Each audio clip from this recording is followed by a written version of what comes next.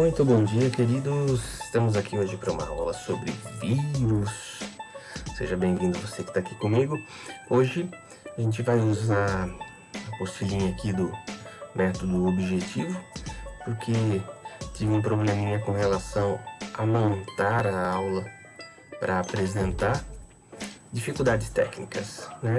E aí vou me nortear aqui pelo conteúdo que a gente tem na tela, tudo bem? Então nós vamos falar sobre vírus. Então, primeira coisa, e é importante que falar de vírus num momento como esse, que a gente passa por uma pandemia, né, de coronavírus, algo até então nunca visto por ninguém.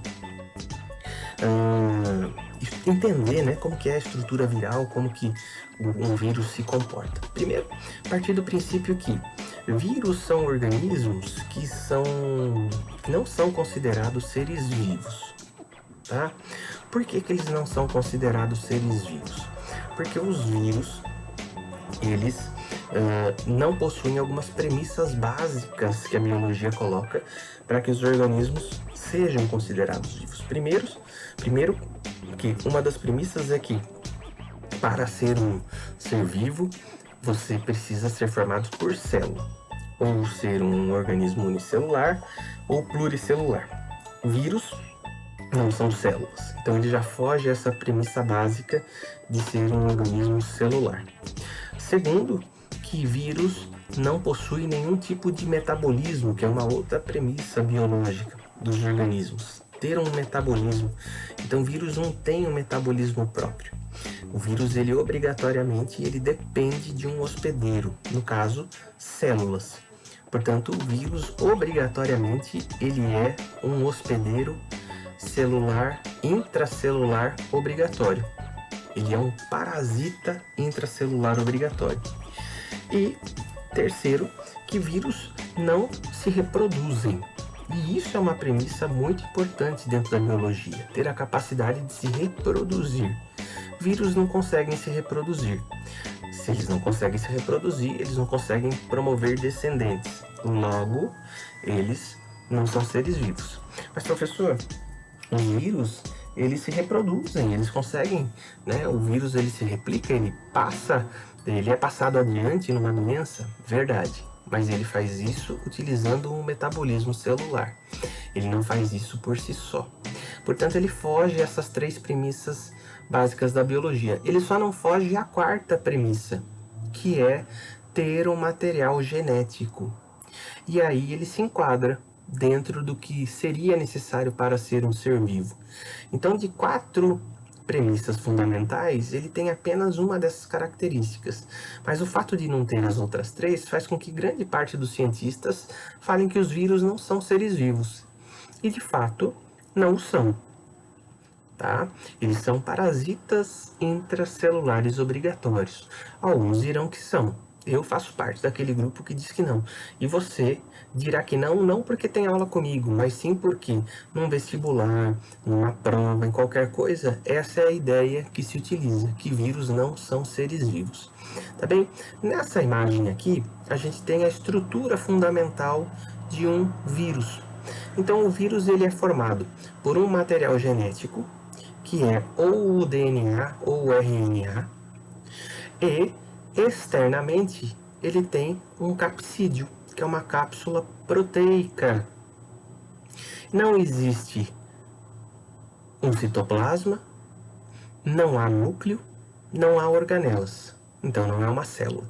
É apenas um capsídeo com um material genético aqui em seu interior. Alguns vírus terão, e nós vamos ver isso na página seguinte, além do capsídeo proteico, um envelope viral, que é uma outra proteção externa. Esse envelope, ele é lipoproteico, tá bem? Nós vamos ver isso já. Então aqui, olha, nessa página tem o tamanho dos vírus, de 15 a 350 nanômetros, ou seja, são absurdamente pequeninos, tá bem? Muito pequenininhos, e o formato dos vírus aqui em cima. Um formato viral que a gente vai estudar vamos para a página seguinte aqui, é o vírus que a gente chama de bacteriófago dos vírus. Quais são os bacteriófagos? São esse aqui, ó, desse formatinho que a gente está vendo aqui, tá certo? Quando a gente estuda os bacteriófagos para poder falar de biologia aqui, para mostrar para você, a gente estuda as chamadas fases da replicação viral. Ou seja, o vírus, ele ao entrar numa célula, ele vai utilizar essa célula, ele vai parasitar essa célula para produzir mais vírus. Como que esse processo acontece? Então, usando como exemplo bacteriófagos, os bacteriófagos são vírus que penetram em células bacterianas. Ou seja, ele vai entrar numa bactéria e vai usar a maquinaria da bactéria para produzir novos bacteriófagos. Nós temos 4 partes, 4 etapas. A fase de adsorção, que é a fixação do vírus na superfície da célula. A fase de penetração, que é como ele entra na célula. Tá? A fase de eclipse e a fase de liberação, ou seja, depois que ele é reproduzido lá dentro, que é a chamada fase de eclipse, como que vai ser liberado, como que esse vírus vai ser liberado. Existem 2 tipos de ciclo que você pode ver nesse parágrafo aqui que está na sua apostila. Eles são do ciclo chamado ciclo lítico, ou seja, que eles quebram a célula para poder produzir os vírus novos. Tá? E o chamado ciclo lisogênico, em que ele coloca o material genético dele lá dentro da célula e essa célula entra em dormência. Essa célula entra num estágio de hibernação. Tá? No ciclo lítico, talvez seja o que mais a gente vai observar, o ciclo lítico ele consiste, olha, numa fase de adsorção, não é absorção, é adsorção. Letra D, muda aqui. Adsorção. Então, o vírus, fase de adsorção, ele encosta, fixa na parede bacteriana, aí ele vai penetrar, ele libera o material genético, caso DNA viral dentro da célula, e aí o DNA da bactéria ele é destruído, ele se desfaz. Ou seja, essa célula está se tornando inviável, ela não consegue mais por si só fazer as suas atividades. E aí começa o período de replicação, que é a chamada fase de eclipse. Então ali dentro, a bactéria passará a fazer tudo aquilo que é necessário para produzir novos vírus. Quer dizer, ele vira um escravo, a bactéria vira uma escrava das funções virais. E aí ela vai produzir, a partir do DNA do vírus, novos DNAs virais, novos capsídeos virais. Vai ocorrer a montagem desse vírus e lá no final vai acontecer a lise, ou seja, a quebra da célula, que é o chamada liberação. A célula bacteriana se quebra e os vírus vão sair e vão contaminar novas bactérias. E esse processo, portanto, ele vai acontecendo. E cada vez mais vírus sendo produzido, mais bactérias sendo contaminadas. Tá? Esse é o ciclo lítico, que é o ciclo de quebra. Existe também o ciclo lisogênico, que o próprio texto fala. No lisogênico, a gente tem o material genético entrando e ele sendo recombinado com o material genético da bactéria. Ou seja, a bactéria ela não vai ser destruída. O material genético simplesmente entra aqui. E aí, a bactéria ela vai se multiplicar e se multiplicando ela vai produzindo cada vez mais DNA bacteriano. Até que num dado momento, o DNA do vírus pode se desprender daqui, do DNA da bactéria, e voltar a formar um vírus que vai voltar para a natureza e vai poder fazer de novo o ciclo lisogênico ou o ciclo lítico. O ciclo lítico, que é esse que está na página 328, é o mais comum. Tá? Em apostilas de anos anteriores, a gente só falava de ciclo lítico, que é esse ciclo que destrói as células, tá bem? Promovendo a formação de novos vírus. Tá certo? Bom, no caso de vírus, a gente encontra bastante vírus com material genético do tipo de RNA. Inclusive, o mais importante deles são os chamados retrovírus. Quem são os retrovírus, professor? A gente fala bastante de retrovírus, querido, porque o vírus HIV, que é o vírus da AIDS, ele é um vírus do tipo retrovírus. Olha o nome, e a gente já estudou, tá? Isso aqui lá no comecinho do ano, quando eu falei para vocês de organismos. Talvez você não vá lembrar disso, mas os retrovírus, eles são formados por RNA, quando a gente falou de material genético, DNA e RNA. O RNA, ele é uma cópia de um pedaço do DNA. E retrovírus, ele é formado por RNA, que na verdade está trazendo uma informação de um DNA. Para que esse vírus ele possa ser ativado, ele tem que fazer esse processo que está destacado na sua apostila, chamado de transcriptase reversa. Ou seja, pegar o RNA e produzir a partir dele, de forma reversa, um DNA. Porque a ordem natural das coisas é, a partir de um DNA, produzir uma fita de RNA. Esse vírus, ele tem que fazer o inverso, a partir do RNA produzir um DNA.